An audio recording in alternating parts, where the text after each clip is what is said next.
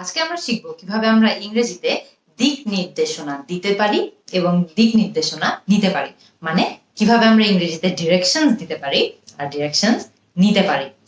একদম প্রথমে আমরা আজকে শিখবো কিভাবে আমরা ডিরেকশনস দিতে পারি। মানে কেউ একজন যদি আমাদেরকে এসে জানতে চায় যে কোনো একটা জায়গা কোথায়, তারা যদি আমাদের থেকে ডিরেকশনস চায় বা দিক নির্দেশনা চায়, তাহলে আমরা কিভাবে তাদেরকে সাহায্য করতে পারি।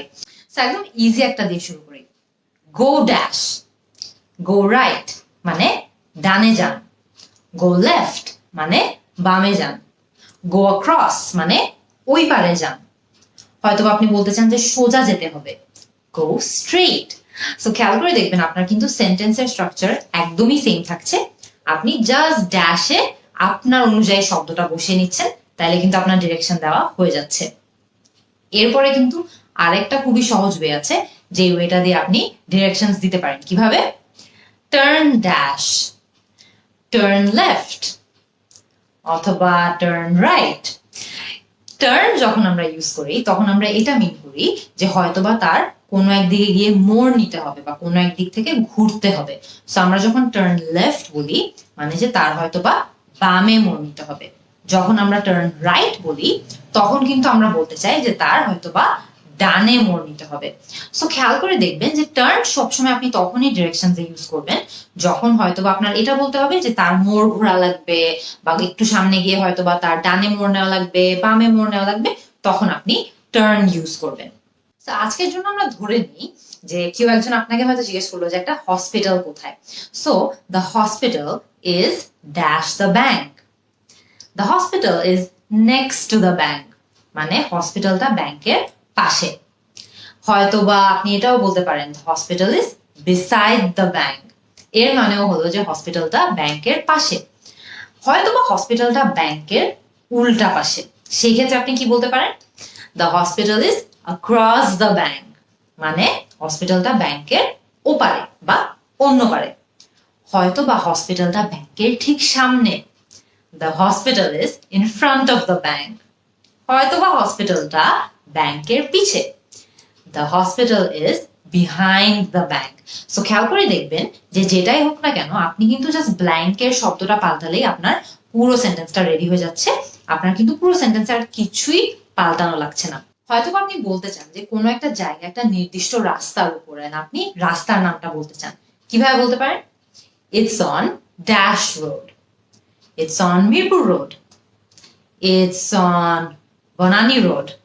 সো খেয়াল করে দেখবেন যে আপনি এখানে জাস্ট রাস্তার নামটা বসালেই কিন্তু হচ্ছে, অ্যাজ ইউজুয়াল পুরো সেন্টেন্সে কিন্তু কিছু চেঞ্জ হচ্ছে না। এটা আপনি তখনই ইউজ করতে পারবেন যখন কোনো একটা জায়গা, যে জায়গার ডিরেকশন আপনার থেকে কেউ চাচ্ছে, সেটা একটা স্পেসিফিক রাস্তার উপর, যে রাস্তার একটা নাম আছে। সো আপনি রাস্তার নামটা দিয়ে তাদেরকে জায়গাটা চেনাই দিতে পারবেন।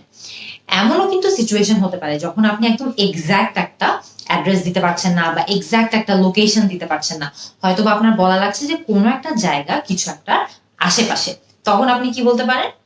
It's near the dash, it's near the shop মানে এটা দোকানের কাছাকাছি, ইটস নিয়ার দ্য ব্যাংক মানে এটা ব্যাংকের কাছাকাছি। হয়তোবা it's near the book store, যে জায়গাটা বইয়ের দোকানের কাছাকাছি। সাধারণত আমরা এইটা তখনই বলবো যখন আমাদের এলাকাটা হয়তোবা আমাদের একটু পরিচিত, হয়তোবা যে আমাদের থেকে ডিরেকশন চাচ্ছে তারও কিছুটা পরিচিত। তো সেই ক্ষেত্রে আমরা যদি তাকে বলি যে ইটস নিয়ার দ্য শপ বা ইটস নিয়ার দ্য ব্যাংক বা it's near the book store, সে কিন্তু বাকিটা বুঝে নিতে পারবে। সো এটা কিন্তু খেয়াল করে দেখবেন যে অত স্পেসিফিক না, আমরা কিন্তু একদম নির্দিষ্ট করে বলে দিচ্ছি না যে ওই দোকানের পাশে বা ওই বুক স্টোরের পাশে। সো এই স্ট্রাকচারটা আমরা শুধু তখনই ব্যবহার করব যখন আমরা যাকে ডিরেকশন দিচ্ছি সে মোটামুটি হয়তো এলাকাটার সঙ্গে পরিচিত। তো অনেকক্ষণ তো আমরা ডিরেকশনস দিলাম, তাই না? এখন কিন্তু আমরা ডিরেকশনস চাওয়া শিখবো। মনে করেন আপনি বিদেশে কোথাও গেলেন বা অপরিচিত একটা জায়গায় গেলেন, আপনার কিন্তু ডিরেকশনস চাওয়া লাগতে পারে যে একটা জায়গা আপনি চিনছেন না, একটা জায়গায় কিভাবে যেতে হয় সেটা সম্পর্কে জানার জন্য আপনার দিক নির্দেশনা চাইতে হতে পারে। এখন আমরা এই কারণেই শিখবো যে কিভাবে আমরা খুবই সহজে ডিরেকশনস বা দিক নির্দেশনা চাইতে পারি কারো কাছ থেকে। একদম সহজটা দিয়ে প্রথমে শুরু করি। Where is the dash? Where is the shop? Where is the pharmacy? So মানে প্রথমটা হলো যে দোকানটা কোথায়, where is the pharmacy মানে ফার্মেসিটা কোথায়। সো আপনি যখন ডিরেক্টলি জাস্ট জানতে চাচ্ছেন যে একটা জায়গা কোথায়, আপনি ইজিলি জাস্ট এই প্রশ্নটাই করতে পারেন, ওয়্যার ইজ দ্য ড্যাশ। এখানে আপনি যেই জায়গাটা সম্পর্কে জানতে চাচ্ছেন সেটা বসাই দিলেই কিন্তু হবে। আপনি দোকান সম্পর্কে জানতে চাইলে ওয়্যার ইজ দ্য শপ, যে দোকানটা কোথায়। ফার্মেসি সম্পর্কে জানতে চাইলে ওয়্যার ইজ দ্য ফার্মেসি, মানে ওষুধের দোকানটা কোথায়। হসপিটাল সম্পর্কে জানতে চাইলে বলবেন ওয়্যার ইজ দ্য হসপিটাল, মানে হসপিটালটা কোথায়। সেটা কিন্তু খুবই ইজি। এখন মনে করেন যে আপনি হয়তোবা জানতে চাচ্ছেন যে একটা জায়গায় কিভাবে যেতে হয়। হয়তোবা আপনি জানতে চাচ্ছেন যে একটা দোকান আছে, ওই দোকানটাতে আপনি কিভাবে যাবেন। হয়তোবা আপনি একটা বুক স্টোর আছে, ওই বুক স্টোরটাতে কিভাবে যাবেন। কিভাবে জিজ্ঞেস করতে পারেন, how do I get to the dash. How do I get to the shop, মানে দোকানটাতে আমি কিভাবে যেতে পারি।